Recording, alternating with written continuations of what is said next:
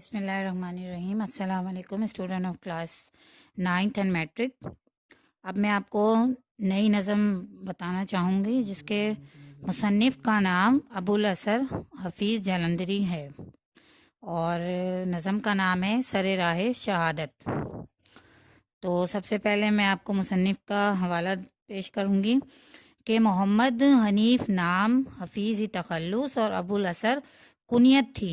جلندر میں پیدا ہوئے، ابتدائی تعلیم جلندر ہی سے حاصل کی۔ لاہور آ کر ہونہار بک ڈپو قائم کیا اور علمی اور ادبی کتابوں کی طباعت و اشاعت میں مصروف ہو گئے۔ دوسری جنگ عظیم کے دوران وہ دہلی میں سانگ پبلسٹی آرگنائزیشن کے ڈائریکٹر مقرر ہوئے۔ ان کی شاعری ذوق کو مولانا غلام قادر گرامی کی شاگردی نے چمکایا۔ پہلے غزلی کہیں، پھر گیت لکھے، اس کے بعد شاہ نامہ اسلام جیسی شاہکار نظم لکھی۔ ان کی نظموں کے مجموعہ نظمہ دار، سوز و ساز،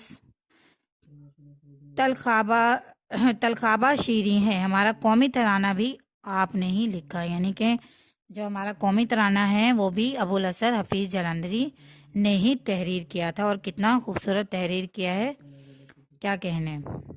تو اسی طرح میں اب آپ کو سبق کا خلاصہ پیش کروں گی کہ آخر اس سبق میں کیا، نظم میں کیا بتا رہے ہیں۔ تو نظم کا خلاصہ کچھ اس طرح سے ہے کہ یہ ہے واقعہ غزوہ احد کا، اور غزوہ احد کا موقع ہے جس میں حضور اکرم صلی اللہ علیہ وآلہ وسلم کے چچا حضرت حمزہ رضی اللہ تعالیٰ عنہ جہاد کے لیے جا رہے تھے۔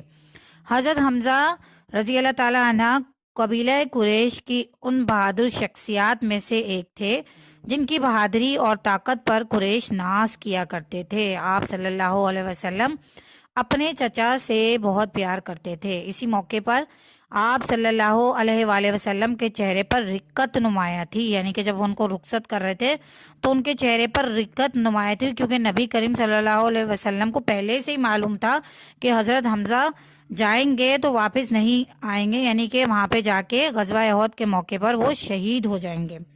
تو اس لیے آپ خود سوچیں کہ جب ہمیں یہ معلوم ہو کہ ہمارا کوئی پیارا جا رہا ہے اور واپس نہیں آئے گا تو ہماری کیا کیفیت ہوگی۔ تو ہمیں تو خیر اتنا یہ پتہ ہوتا ہی نہیں ہے، ٹھیک ہے نا، لیکن نبی کریم صلی اللہ علیہ وآلہ وسلم کو یہ بات معلوم تھی کہ جو ہے حضرت حمزہ جائیں گے تو واپس نہیں آئیں گے، لیکن اس موقع پر آپ صلی اللہ علیہ وسلم کے چہرے پر دقت جو نمایاں تھی، لیکن اللہ تعالیٰ کی رضا اسی میں ہی شامل تھی۔ تو وہ مسکراتے ہوئے اپنے پیارے چچا کو جہاد کے لیے بھیجتے ہیں اور شفقت و پیار سے ان کی پیشانی چوم لیتے ہیں۔ نور حق کی وجہ سے حضرت حمزہ کا چہرہ دمک اٹھتا تھا، یعنی کہ جب نبی کریم صلی اللہ علیہ وسلم حضرت حمزہ رضی اللہ تعالیٰ عنہ کو محبت سے دیکھتے یا ان سے محبت کا اظہار کرتے تو ان کا چہرہ نور سے چمدم۔ السلام علیکم student of class 9th and matric. اب میں آپ کو سر راہ شہادت کا اشعار کی تشریح بتاؤں گی، سمجھاؤں گی آپ کو۔ تو سب سے پہلے شعر ہے اس میں، وہ حمزہ ناز تھا اہل عرب کو جس کی طاقت پر، وہ حمزہ ناز تھا اہل عرب کو جس کی طاقت پر، فدا ہونے چلا تھا اب بھتیجے کی صداقت پر۔ تو اس میں آپ نے حوالہ جو ہے وہ اس طرح لکھنا ہے اپنے کہ یہ شعر نصابی کتاب میں شامل نظم سر راہ شہادت سے لیا گیا ہے، جو شاہنامہ اسلام، یعنی کہ کتاب کا نام ہے یہ شاہنامہ اسلام سے ماخوذ ہے، اور ان کے شاعر ابو الاثر حفیظ جلندری ہیں۔ یہ آپ لکھیں گے سب سے پہلے حوالہ، اس کے بعد آپ حوالہ شاعر دیں گے، اور اس کے بعد آپ تشریح لکھیں گے۔ تو تشریح کچھ اس طرح سے کہ اس شعر میں حفیظ جلندری غزوہ احد میں حضرت حمزہ کے میدان جنگ میں جانے کے منظر کی عکاسی کر رہے ہیں۔ حضرت حمزہ آپ صلی اللہ علیہ وآلہ وسلم کے چچا تھے، اور حضرت حمزہ قبیلہ قریش کے ان بہادر شخصیات میں سے تھے جن کی بہادری اور طاقت پر قریش ناز کیا کرتے تھے۔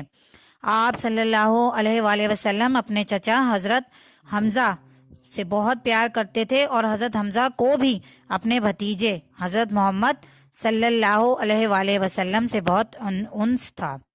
حضرت حمزہ اپنے بھتیجے حضرت محمد صلی اللہ علیہ وآلہ وسلم کی نبوت اور صداقت پر ایمان لائے اور مسلمان ہو گئے، تو غزوہ احد کے موقع پر کفار قریش کے مقابلے سے نکلے اور شہید ہو گئے۔ یہ پہلے شعر کی تشریح تھی۔ اب دوسرا شعر میں آپ کو پڑھ کے سناتی ہوں کہ رسول پاک کے چہرے سے ایک رقت نمایاں تھی، رسول پاک کے چہرے سے ایک رقت نمایاں تھی، یہ وہ رحمت تھی جس کی کوئی غایت تھی نہ پایا تھی۔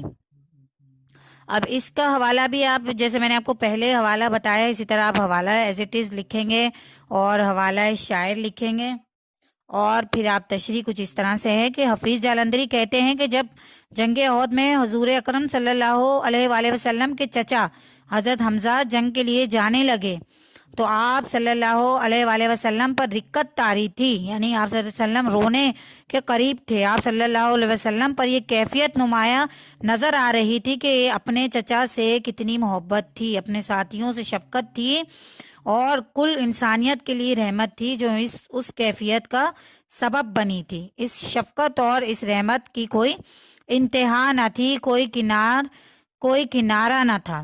اپنی امت کے لیے راتوں کو اٹھ اٹھ کر رونے والے اپنے چچا کو اللہ تعالیٰ اور اس کے دین پر قربان کرنے جا رہے تھے۔ ٹھیک ہے، یہ دوسرے شعر کی تشریح ہے۔ تیسرا شعر کچھ اس طرح سے ہے کہ نگاہ مضطرب ہلکا تبسم روئے زیبا پر، نگاہ مضطرب ہلکا تبسم روئے زیبا پر، تصور مطمئن تھا مرضی عرش مولا پر۔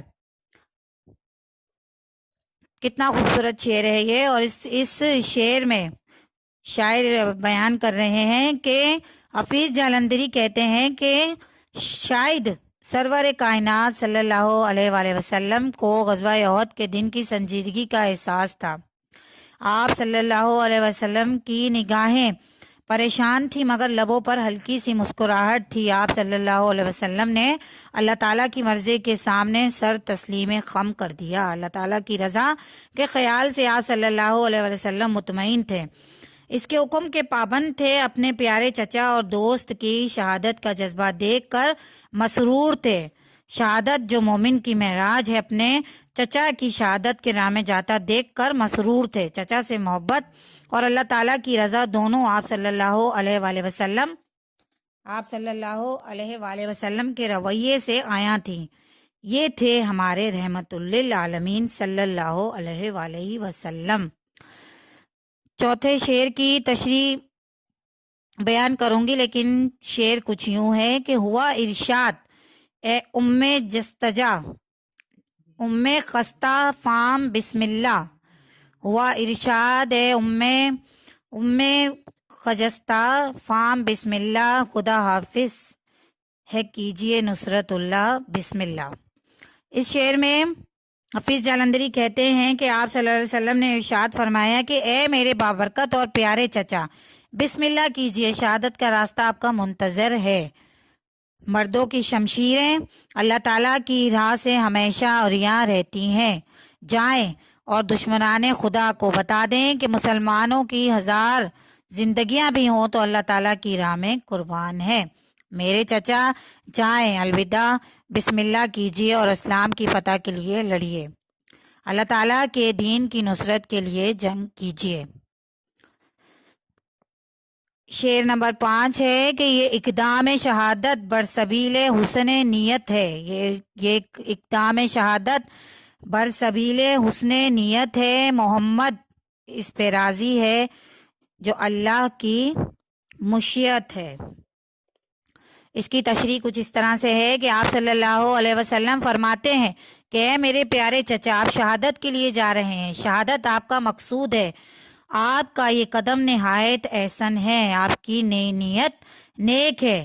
اب آگے جو اللہ تعالیٰ کی مرضی ہے، اللہ تعالیٰ کی راہ میں شہادت کی تمنا کے لیے نکل رہے ہیں، ہو سکتا ہے شہادت کی منزل کو پالیں اور ہو سکتا ہے کہ غازی بن کر لوٹیں۔ اے میرے اب جو اللہ تعالیٰ کو منظور محمد صلی اللہ علیہ وآلہ وسلم اللہ تعالیٰ کی مرضی اور رضا پر راضی ہے۔ شعر نمبر 6 ہے، یہ فرما کر دکھائی انتہائی شان رحمانی، کہ فرما کر دکھائی انتہائی شان رحمانی، کہ بڑھ کر چوم لی سرکار نے حمزہ کی پیشانی۔ سبحان اللہ۔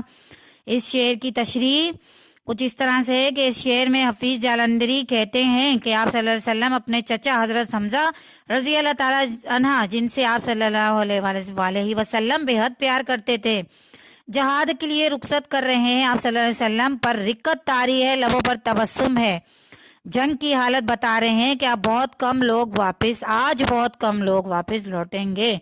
آپ صلی اللہ علیہ وسلم اپنے چچا حضرت حمزہ کو میدان شہادت میں بھیجتے وقت آگے بڑھے کر ان کی پیشانی چوم لیتے ہیں۔ شعر نمبر 7 ہے، وفور نور حق سے چہرہ حمزہ چمک اٹھا، وفور نور حق سے چہرہ حمزہ چمک اٹھا، جلا کندن نے پائی یہ زرے خاص دمک اٹھا۔